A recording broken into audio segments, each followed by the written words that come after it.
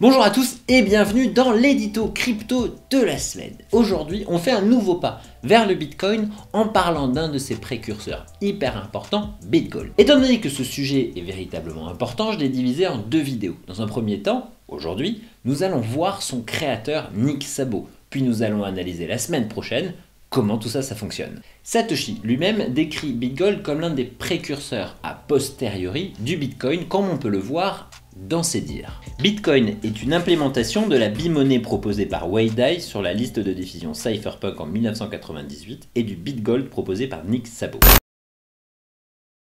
Nick Szabo est né aux États-Unis vraisemblablement dans les années 60. On va le suivre par la suite à l'université de Washington où il va avoir un diplôme en sciences de l'informatique qu'il valide en 1989.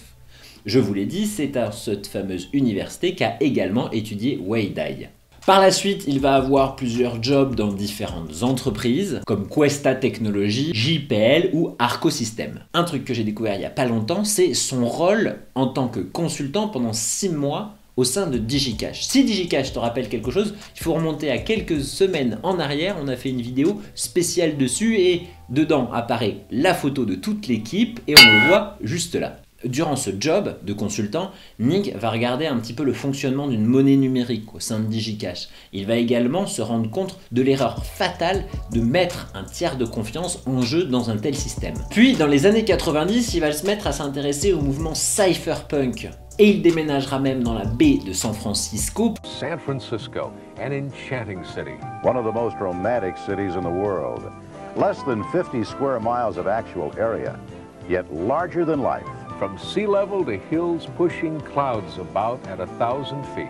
As one local said, it's small enough so you think you know everybody, and big enough so you don't.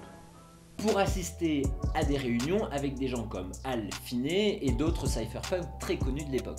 Et oui, je fais juste une parenthèse, mais à cette époque-là, la baie de San Francisco, c'était pas juste des types en suite qui rêvaient de dominer le monde. Non, c'était des gens qui voulaient sauver le monde, des gens qui voulaient le dominer. Bon, je sais pas si vous m'avez suivi, mais c'est un peu l'idée quand même à l'époque des cypherpunks, dans la baie de San Francisco. Durant cette période, il va participer à plusieurs listes de cypherpunks, c'est des listes de mails, j'en ai déjà parlé plusieurs fois, sur lesquelles plusieurs cypherpunks s'échangent des informations, des recherches sur différents sujets. Un exemple important de ses combats dans ce mouvement cypherpunk et dans ses listes, c'est sa lutte contre la puce Clipper, qui était une puce qui était installée sur certains ordinateurs par la NSA pour vérifier les connexions et surtout les communications envoyées. Nick Szabo est également très connu pour être celui qui a théorisé en premier l'idée de smart contract. Ce sont ces programmes autonomes qui s'exécutent sans tiers de confiance et qui sont à la base de l'utilisation du Bitcoin et également bien entendu d'Ethereum. Il le décrit comme un protocole de transaction informatisé qui exécute les termes d'un contrat. Ça, il l'écrit dans une première publication, il faudra attendre 1996 pour véritablement avoir la théorie complète derrière smart contract.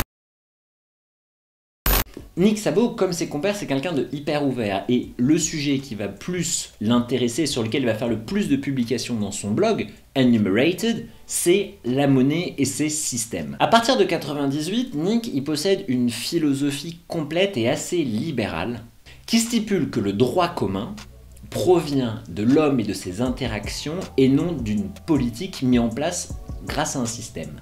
Enumerated ne fait pas uniquement référence à la diversité des sujets qu'il va aborder dans son blog, mais également à une partie dite des droits naturels dans la Constitution américaine. Il a également, on peut le voir grâce à certains de ses articles, une très bonne connaissance de l'école économiste autrichienne, et notamment sur le point de vue que la monnaie naît des interactions avec les hommes et non d'une création purement politique, ce qui rejoint un petit peu son idée de droit commun.